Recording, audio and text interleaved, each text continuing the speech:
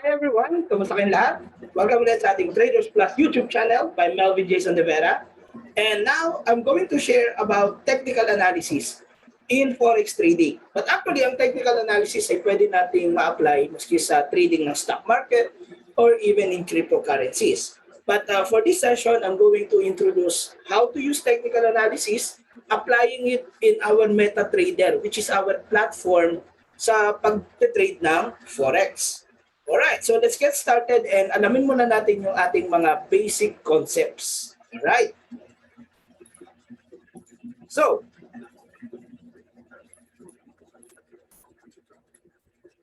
sa technical analysis, by definition, is a study of market action, mainly through the use of charts, no? And for the purpose of forecasting the future of the price trends. So kung makikita niyo dito sa aking illustration, yung kaharap ko ay computer na mayroong mga chart. Ano po? So yun yung aking binabasa at yun po yung aking inaalam kung ano ang magiging takbo, either pataas or pababa po ba. Okay? So parang pag-forecast yan ng earthquake, ng weather o ng traffic na hindi natin masabi kung ano yung kalalabasan. Nobody can actually predict 100% accuracy kung ano yung future ng earthquake, weather, or traffic. Ganon din po ang prices ng financial market natin, whether stock price or currency price, alright, yung exchange rate. We cannot really assure kung magkano talaga yung magiging price bukas. But by studying past events or factors that may influence the movement, then we may have an expectation, and that would be forecast.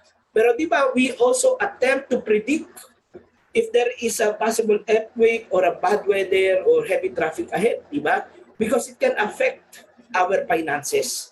Ganon din that we are also executing the same technique, a professional approach, no, to attempt to predict the future of prices, either of the stocks or exchange rates po.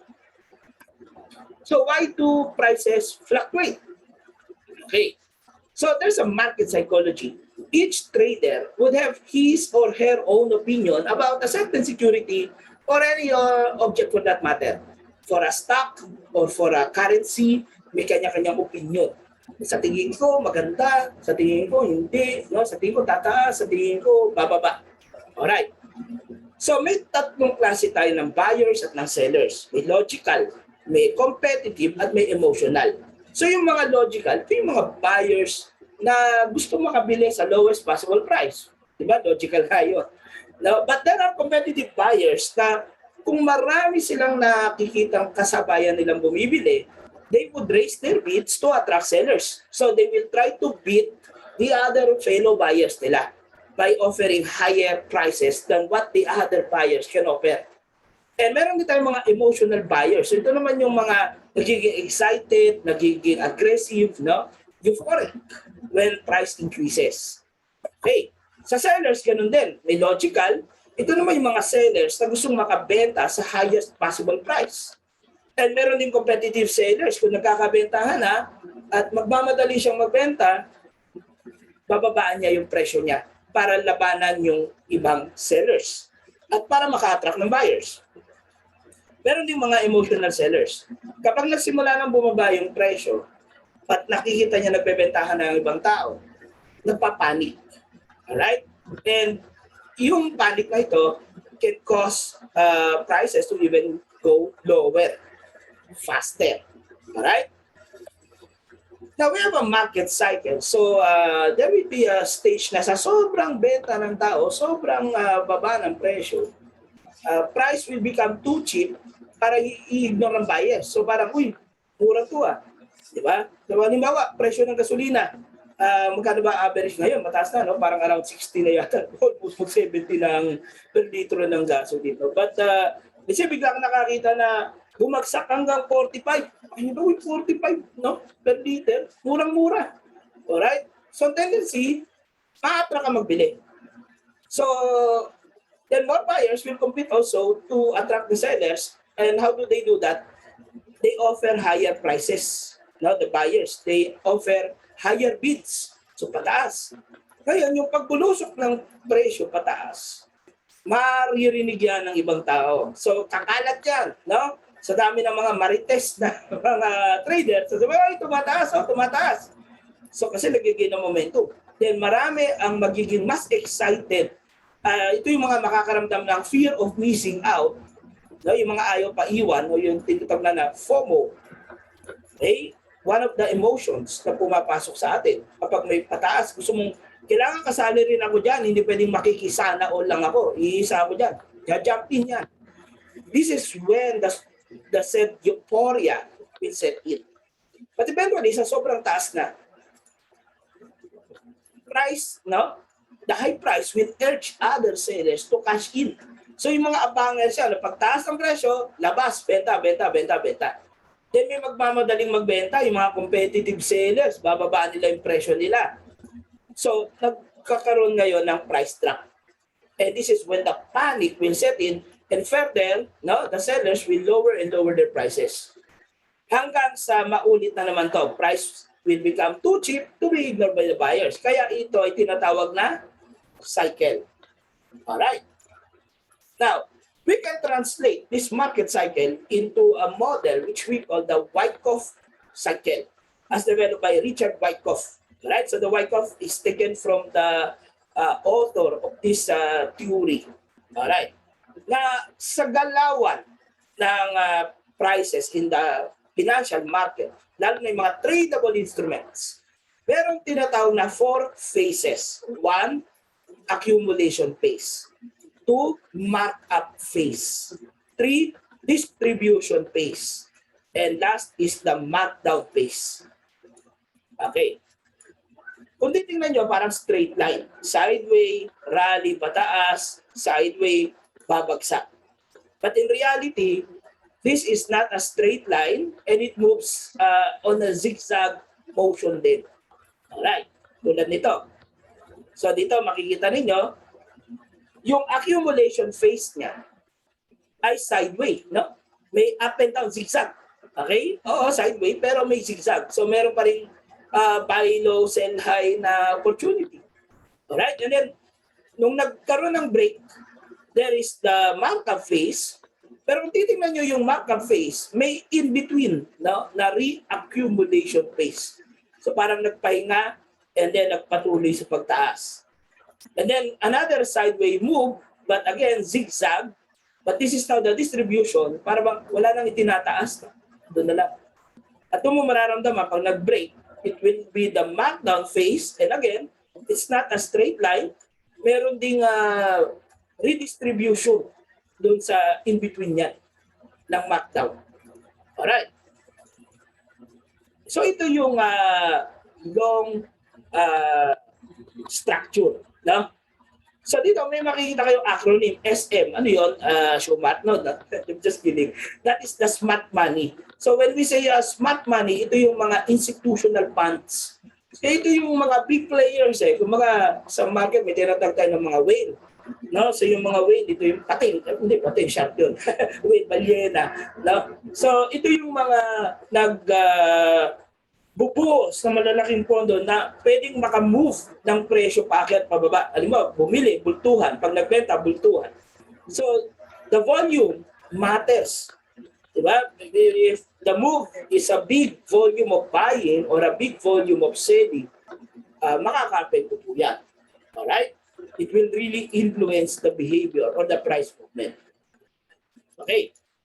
So, isa-isayin natin yung Wyckoff cycle. So, ito yung accumulation phase. So, makikita ninyo, there was a strong downtrend, no?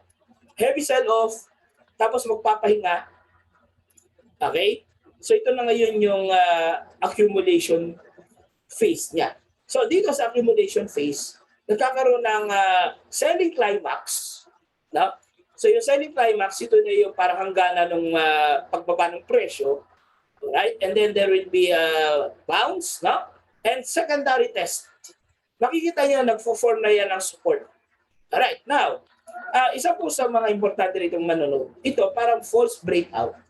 Kasi parang nabasag, pero hindi ho talaga dumaustos pababa. Sa alip, tumalbog. So ang tawag doon, spring. And usually kapag ganyan, may sign of strength yan. No? So, babasag dito yan. And usually after a support or a resistance is broken, they will be retested. So this is a resistance right here, which was broken and will be retested. Okay? And then pag bounce niyan, there's now a confirmation. Ito na ngayon yung mat up phase. Alright. Ang distribution phase, balik na rin lang natin, there is a buying climax. So after the rally, this is the markup phase. Makikita nyo na meron ng bubong.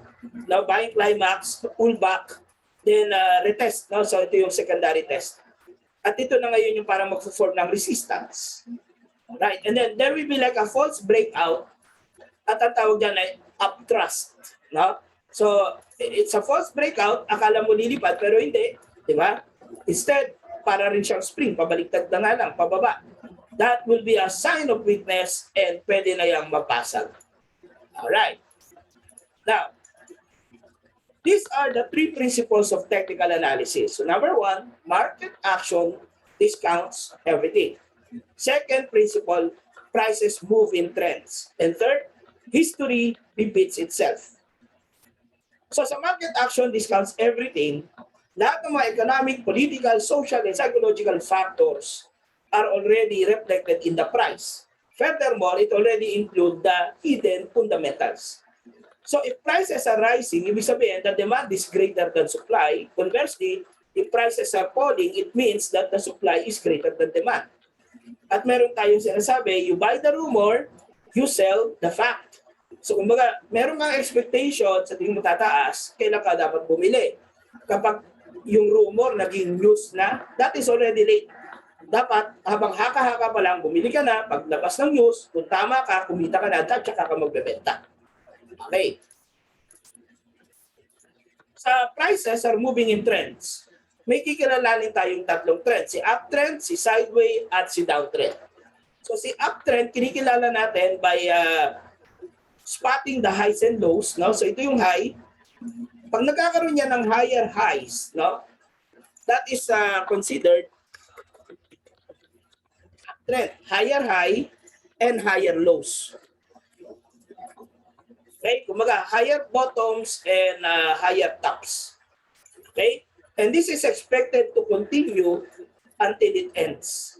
So, ano yung until it ends? So, hanggat nagpo-produce ang higher high, higher low, you are in an uptrend. However, if for example, nagkaroon na rito ng red candle, therefore, naputol na yung series ng higher high kasi meron ka na ngayong lower high. So, ito na ngayon yung mag-i-start ng weakening or weakness ng uptrend mo. Potentially, baka mag-reverse yung trend. Alright. Now, ang sideway, well, hindi naman kailangan lahat ng dulo o siko ay magpantay-pantay. Pero meron kang makikitang mga extreme highs and extreme low na nag-a-align. So dito, nagkakaroon tayo ng tinatawag na support at resistance. Alright, so makikita nyo ano yung nagiging role ng support. Each time the price touches the support, tumataas. Each time the price touches the resistance, bumababa. Kagaya dito, it just touched the support and when it is selling, paakyat. Tanong, mahaba pa ba iakyat niya? Well, maybe, dahil pwede siyang umabot hanggang dito. Paano mo nasabi na pwede siyang umabot hanggang dito? No? Sabi nyo sa meme, paano mo nasabi? No? Well, kaya ko nasabi na pwedeng umabot yan kasi past price action umaabot dun. So may basihan naman ako, hindi ko lang gawa-gawa yun. Di ba na pwede siyang umabot dun.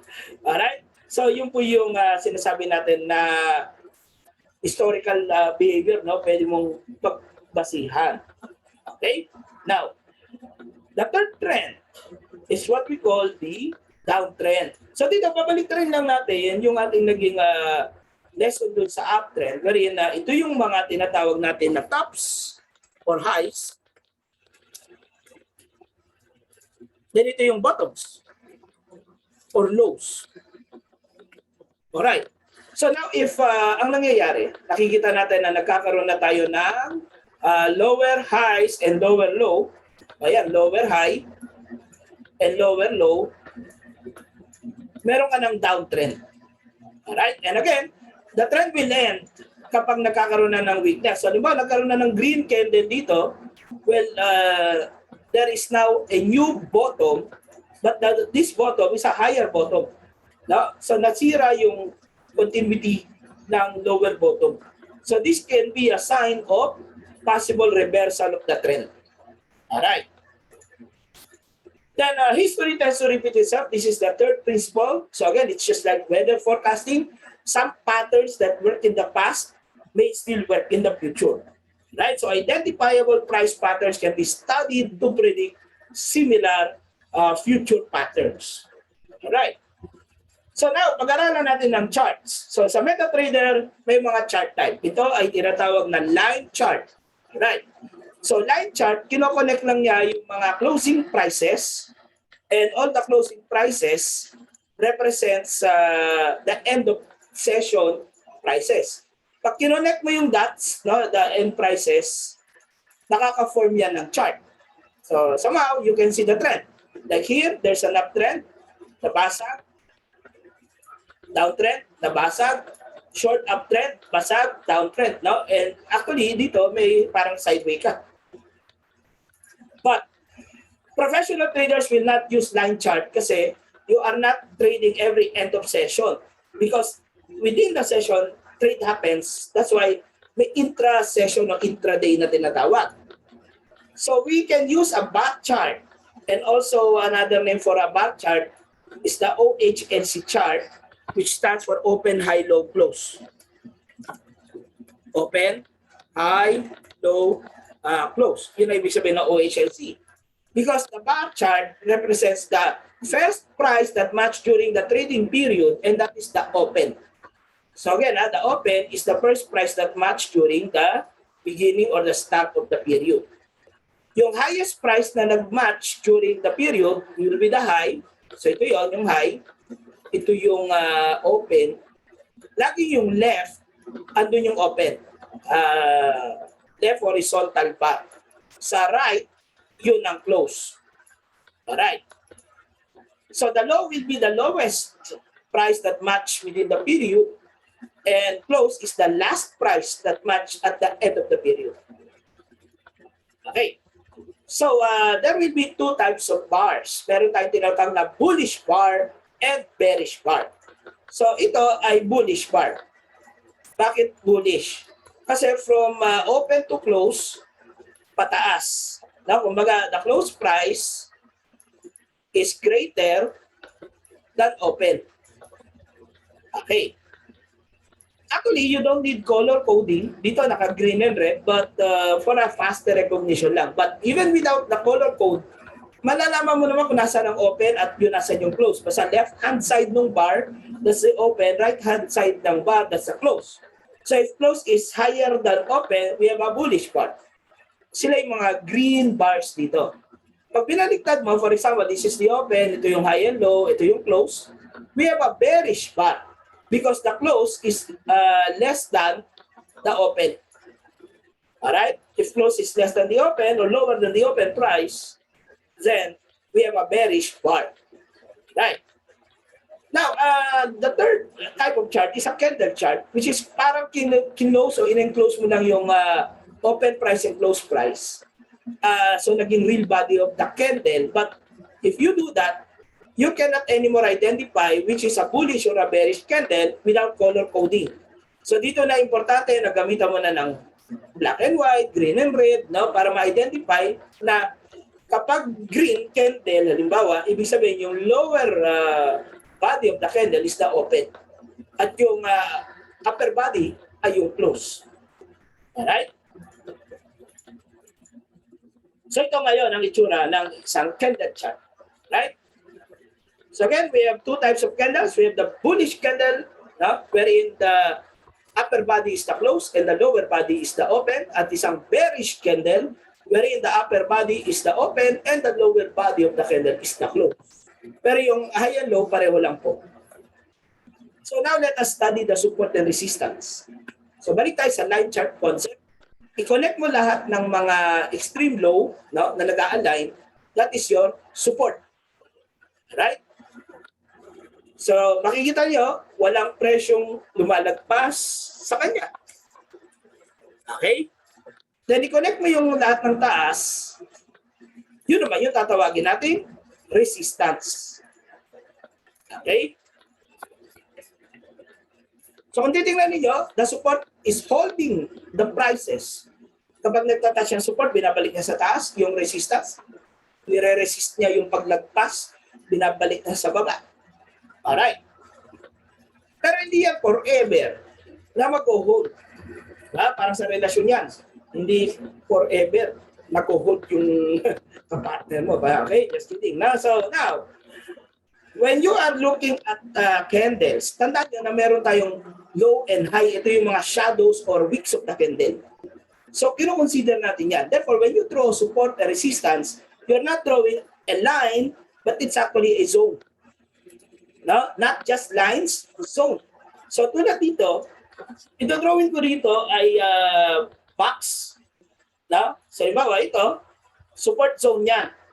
Probably because in the past, meron tayong mga nakitang candles na lumagpas na sa level, tapos bumabalik pa yan. That being said, kahit na nakita mo na para bang itong kandilang to ay lumagpas ng linya na yan, hindi ito may consider na break. No? That is just parang extended. Okay, but it's still within the support zone. That being said, pwede mo pa itong isipin na pwede itong umakyat. Okay? That being said, let's see, historically, yung nangyari, ayun, tumaas.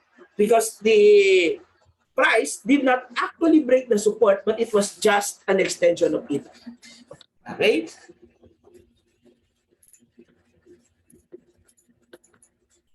So now let's talk about the role reversal of the support and resistance. So kapag nabasag ang support, so ito, nag-play as role ng support, no? Sinalo niya na sinalo yung presyo. Pero hindi habang buhay, makakasalo siya. No? Dumating yung time na binrake na siya. So, nung na-break na siya, there will be a revisit, no? A retest. Then the moment na na-bounce, ibig sabihin, nagkaroon na ng role reversal. This will now become a resistance. Alright?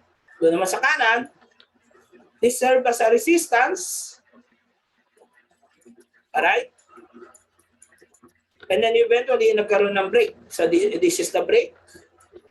There is a retest. Bumalik, revisit, retest, and then bounce. Confirmation. So nagkaroon ng role reversal. This will now become a support. Okay? So how do you draw the trend lines? So the trend lines, kapag uptrend, ang salo sa ilalim. So tingnan nyo rito saan ginuhitan yung trend dito sa ilalim. Then, ito yung basihan mo na kapag binasag yan, yan na ngayon yung sign of reversal dahil nilagpasan niya yung trend line.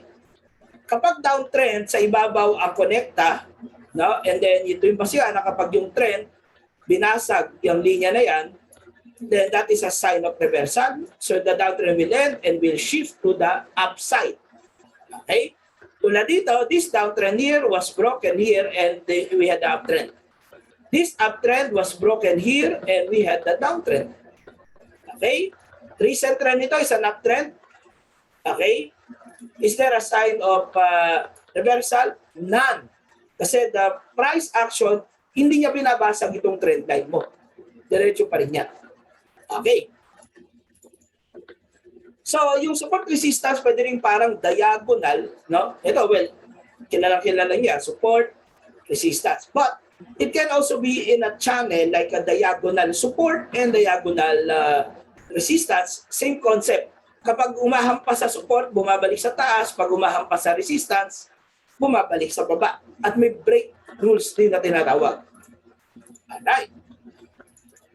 So how do you trade support and resistance? Pwede natin i-trade yung bounce or i-trade natin yung break. Okay. So halimbawa, nag-touch ng support line, huwag ka munang mag-trade ng buy just because, alam mo, pag support, bumabalik sa taas. Be conservative, no? Kasi pwedeng pag-buy mo, dumiretso dun sa baba. No? So ang gawin mo, confirm the price action. So kapag nag-bounce, then you can buy. But when you place your stop loss, make sure it's below that support. Kasi it's normal na mag-play around yan dyan, so at least hindi may stop yung trade mo. Right? So with the downtrend, you reach the resistance, the trend line resistance, do not trade the sell order yet or do not short right away. Wait for a confirmation at saka ka mag-entry. But when you place a stop loss for this trade, make sure it's above the trend line resistance. Okay. Or another way is trade the break the aggressive way. So ito, there was a support. It was broken. Strike when the iron is hot. There is a momentum. Ride the sell. But make sure you are placing the stop loss above the broken support. Alright. Now, pwede rin namang mag-trade ng break na conservative. Alright. So, nangyari, there was a break. Ito yung break. But you did not go aggressive. You wait for a pullback, yung revisit, and then tingnan mo yung retest. And once you have a confirmation, kasi nagkaroon na ng alignment, there's now a what we call, again, role reversal. Tsaka ka ngayon mag-trade ng sell. Sasakyan mo ngayon yung pababa. Alright? Fibonacci retracements. Okay. So, the Fibonacci, I'd rather lecture this in the MetaTrader na. So now I am going to share the MetaTrader. Okay. So, tingnan muna natin itong oil. No? So, kilalanin natin, was there a trend? Yes, definitely. Right? So, if I am going to draw trend, okay, ayun. Meron tayong uptrend. Did we have a channel? Well, basically, we had. No? Ayun. Tapos parang may false break, no? Doon, kala mo lilipad eh. Yung natapos doon, no? Well, for a while, tumaas, then bumalik sa baba. Okay. How about horizontals? Meron tayong parang support resistance. So ito, definitely was a resistance, no? Yan, nag-a-align-align yan. Yan. Okay, and then we also have here, nag-a-align yung ibaba. Okay, we also have here. Yan. Yan, nag-a-align-align dyan, no? Ayan, ayan, nag-a-align yan. Okay, there are multiples, no? Pero tingnan natin. Ito, resistance here, no?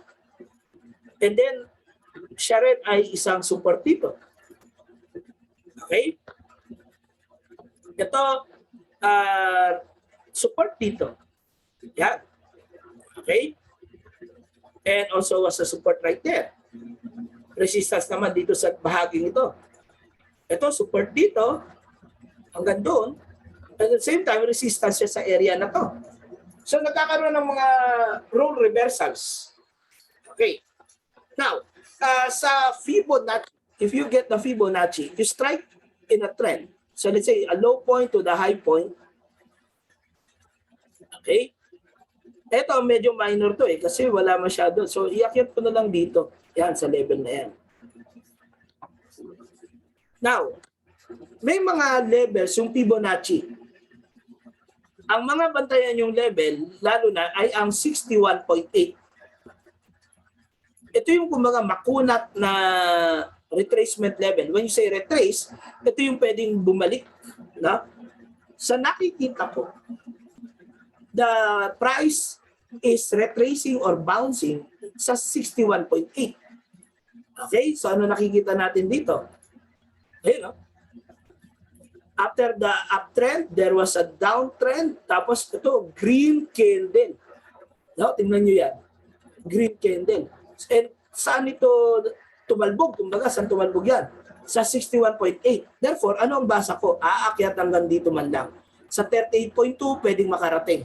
So kung magre-recommend ako ng trade dito, I'll go for the buy. Tapos below dito, maglagay ka ng stop loss. Tapos dito ka maglalagay ng take profit. Yan po ang magiging trade recommendation ko dyan. Kaya kung nag-aalangan ka ng bumili dahil mukhang tumaas, kung gusto mo, abangan mo uling bumalik. Na kaya lang, pag lumipad, naiwan ka. Sayang. No? So, you can take that risk. Pwedeng dito ka mag-buy. Okay? Alam ko medyo wide yung stop loss. Okay lang. Pero pagka na-hit naman to, ito yung TP mo. Pero kasi kung maglalagay ka ng stop loss anywhere here, wag ka maglalagay ng stop loss dyan. Kasi pwedeng balikan yan eh. So sayang lang yung trade mo, ma-out. Alright? So that's the Fibonacci. No? And you can apply this in other instruments as well. So let's say, hanap tayo ibang instrument. Let's say the Euro USD. Okay. So ang tip lang sa Fibonacci, get the highest and the lowest that you want to look at. Okay? So ito umakyat pa, probably can reach the 61.8 at pwedeng dun siya bumalik. Or you can also draw this way. Ayusin natin. Pwedeng mag-Fibo ako from this to that point. Makikita nyo dito sa ganyang setup, yung 61.8 andito.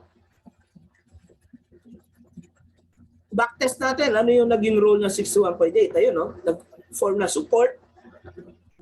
Nag-form na support dito. Sa ngayon, tinatawid-tawid siya ng kandila na to. So, probably, pwedeng umakyat hanggang dito sa 38.2, which actually is a resistance here. So, at least hanggang dito, pwedeng umakyat yan. Tapos, pwedeng bumalik ulit. Retesting this one, and then basag. Pwedeng gano'n. Okay? So, yun po yung mga gamit nito. Ano, gold, no? Tingnan natin yung gold. Gold. Ito yung oil. Okay? By the way, we can also trade Bitcoin, Ethereum, XRP with our XM po. No? Tingnan natin ang ating gold. Saan ka na gold? Sorry ha, medyo wala yata. Okay. Let me find. So, Forex, crypto, service, activities.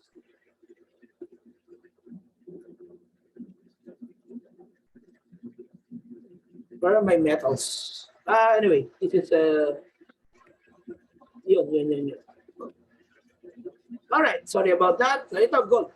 Yan. Okay. So, if you want to quickly spot trends, ito isang recommendation ko. Insert ka ng zigzag. So, go to insert, indicators, and then custom, tapos scroll down to the last indicator here. Zigzag. Okay? Well, you can increase yung kanyang width para medyo gusto nyo makapal ng konti. Color, well, I don't like red, so I like black better. So, it's okay. Yan. Alright. So, dito may zigzag ka. Pwede mong kunin from, let's say, low point here to the high point there. Okay? Or you can adjust dito sa low point na to or dito. Depende kung nasan ang stronger na or level na mas maraming tinamaan. Alright, so ito, spot natin. Ito yung 61.8. Tingnan natin yung naging action ng price. Resistance dito, support dito. So ano kaya ang most likely mangyayari kay gold? Ito ang aking analysis. Tatalbog siya dyan. Tapos sa 38.2, dyan siya uli uuntog at pwede niyang basagin. Pwede gano'n. Alright, pero dito maglalaro yan sa range na yan. Bakit 61.8 at 38.2 ang aking tinitingnan? Sa ratio, pag tinignan nyo yan, yung two levels na yan, pag inad nyo yan, that's 100. So ganoon ang significance ng two levels na yan. Yung 61.8 and 38.2. Alright. So nakuha po ba yung paggamit niya? Okay, ito ay basics, no? So let me share again my PowerPoint, no? And this time pupunta naman tayo sa paggamit ng indicators kagaya ng trend indicator. Okay. So one of the trend indicators is the moving average. Alright. So yung moving average, ina-average niya yung mga past prices for a given period. So halimbawa, sinet mo na period 50, then 50 prices from today, no? Yun ang kanyang i-average at ipo-forecast niya na next price. Okay? So yun yung idudugtong ng mga guhit at magiging moving average. Alright. So, how do you put that in a MetaTrader? Go to the Insert tab, click Trend, and then Moving Average. Alright, sorry, Insert, tapos Indicators, Trend, and then Moving Average. Then Parameters, Color, Width, pwede mong palitan, tapos kung ilang periods. Okay, pwede ka maglagay ng more than one na Moving Average. So una, paano gamitin? Price crossover. Okay, so price, ito yung mga kandila. Makikita natin na yung mga candle tumatawid ng moving average.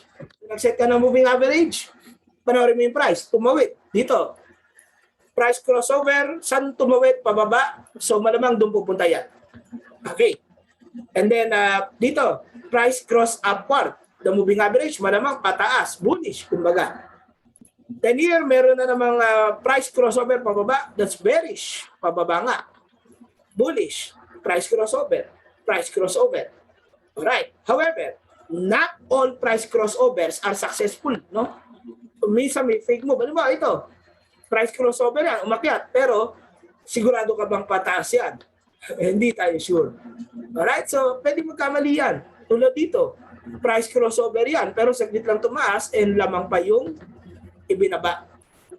So, to lessen that, meron din tayong double crossover na tinatawag. So dito, gagamit ka ng dalawang moving average na magkaiba yung period. Okay? So in this case, meron tayong red na moving average. At yung red moving average natin ay MA20, 20 period. And then meron tayong blue na moving average, which is the MA50. Right? Well, there are no magic numbers. You can use any set that you want. Let's say 50 and 100, o kaya 10 and 20. It's up to you. Basta isang lower period, isang higher period. Alright. So the shorter period, MA, which is yung red. So ito, shorter period, is actually the faster MA. Ibig sabihin na faster, mas mabilis niyang maramdaman yung changes doon sa trend, doon sa past prices, kasi mas kaunti. Okay, so kung biglang tumataas na, nagbe-bend agad yung moving average pa. Kaya, no? Ganon. Hindi tulad ng longer period. The longer period is the slower moving average. Bago niya maramdaman yung changes, matagal kasi mas marami siyang ina-average. So minsan parang na-neutralize yung mga impulse moves, no, ng mga mahabang trend na sideway. Okay. Now, meron tayong tinatawag na bullish alignment at bearish alignment. So, ano yung bullish alignment? So, ang bullish alignment, price above moving average. Doon pareho. Tapos faster MA above slower MA. So red over blue kumbaga dito. Okay? Yun ang bullish alignment. Okay. For example, nasa na mga bullish alignment, i-highlight ko lang in yellow. Okay, this is a bullish alignment. No? Kasi you have the price above the moving average, red above blue average. Right? Same here. Price above the moving average, red above blue. Okay? Conversely, we have the what we call bearish alignment. Alright. So yung bearish alignment, dito naman yung price below moving average, all moving average below MAs, and then slower MA above faster MA. Or other way of saying, the faster MA should also be below the slower MA. So I-open parenthesis ko lang dito. Faster MA below slower MA. So red below the blue. Alright, so nasan yun? Hanapin natin. I-highlight natin. Okay? Ito. Yan. Diba? Bearish alignment yan. Ito, bearish alignment. Price below the MA, red below the blue. Okay? Ito rin. Bearish alignment. Pero dito medyo napagitna. No? Okay. So, yan yung moving average. Alright, so lipat tayo sa MetaTrader. Okay, template natin lang ng naked. Right? So, let's click on Insert Indicators, Trend. Tapos, Moving Average. So, I'll put a 20-period moving average. There you go. That's the red moving average. Then I insert another trend moving average. Now, I'll change this to blue and make this 50. Well, that's my preferred sample, 20 and 50. Alright, so dito may makikita tayo na bullish alignment right here because price above moving average, red above the blue moving average. So this is expected to go up and there you go, it's really going up. Eto, wala ka pang signal dyan. Bakit? The price, yes, it is below the moving average, pero yung red, hindi pa siya tumatawid doon sa blue. No, hindi pa. So wala pa yan. Okay? Looking at the past, ganun din. Meron ka ritong bullish crossover, meron ka ritong bearish crossover. So ito yung bearish alignment, ito yung bullish alignment, yun, umakyat, dito bumaba. No? Okay. Yan ang moving average. So let's say you apply this with the other instrument like the Bitcoin. Okay, masasabi mo bang bearish? Not really, kasi the price is not yet really showing you, no? Price above MA, pero yung red MA mo hindi pa nasa above. Pero pag ito nag-cross, yun na yun. If the red, let's say, cross the blue, tapos na-maintain niya na nasa taas, so this is your red, this is your blue, na MA, tapos lumipat, well, talagang mag-buy ka na pag ganyan. Mag-buy ka na kasi it will start to fly. Alright? Okay. So now let's learn another indicator and we call it an oscillator. So yung kanina, trend. Ito naman, oscillator. Okay? Relative Strength Index. Okay? Or also known as the RSI. So dito sa RSI, meron na tayong mga levels na tatandaan. Okay, so there's a 30 and 70. So 30, pag ang RSI ay 30, this is oversold and possibility of price strengthening or ibig sabihin pwedeng tumaas ang presyo. If the RSI is 70, this is an overbought condition and tendency pwedeng bumaba ang price. Right.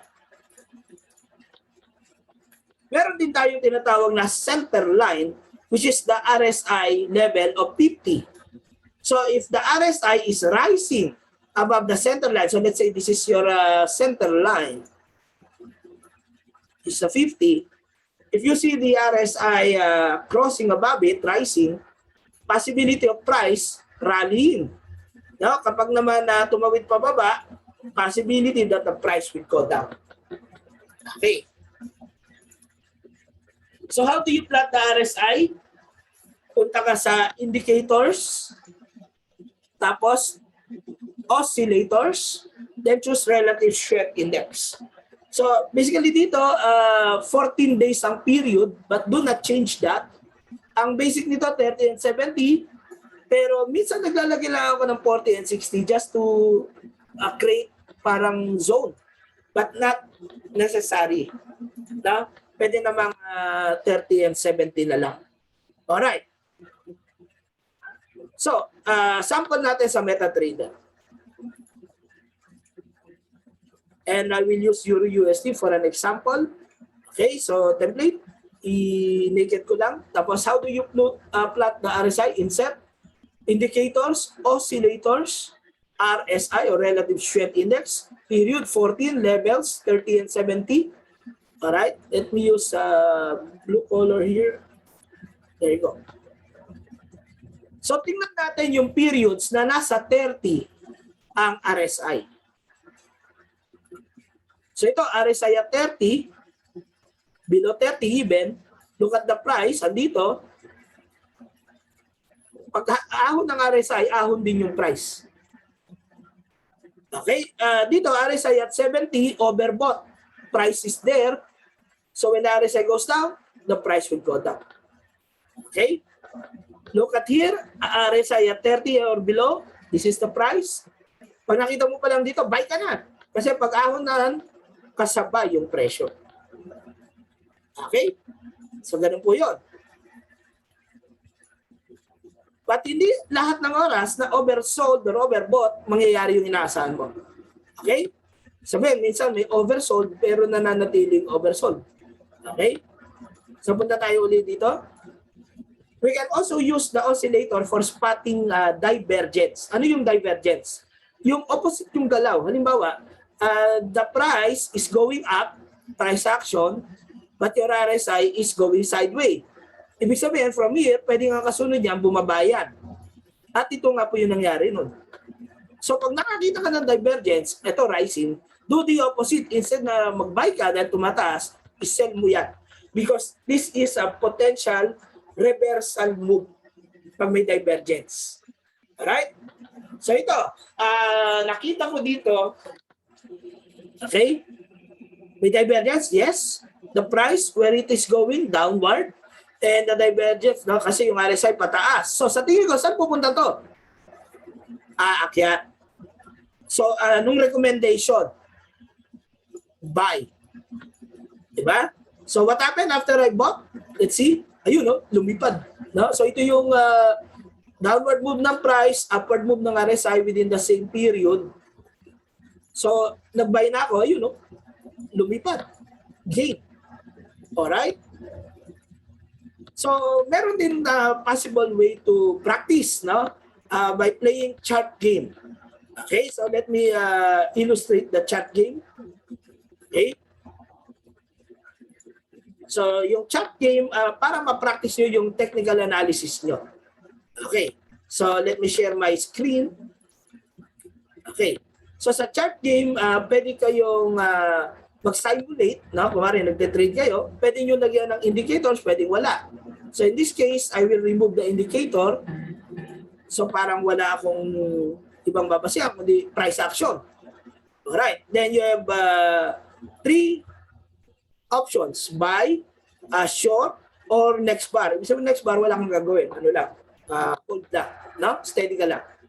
So tingnan natin, pag i-analyze mo ito resistance to, maliwanag, ito support yan. Price is approaching the support, pero aantayin ko siyang mag-bounce, tsaka ako magbabay. So therefore, dahil mag-aantay ako, next bar lang. Red pa rin, approaching the support. So wala akong gagawin, steady lang ako. Okay? Next bar, lalong ang lalim. At ito, guys, binasag niya pa yung support natin. No? Kasi kung ito yung support, basag.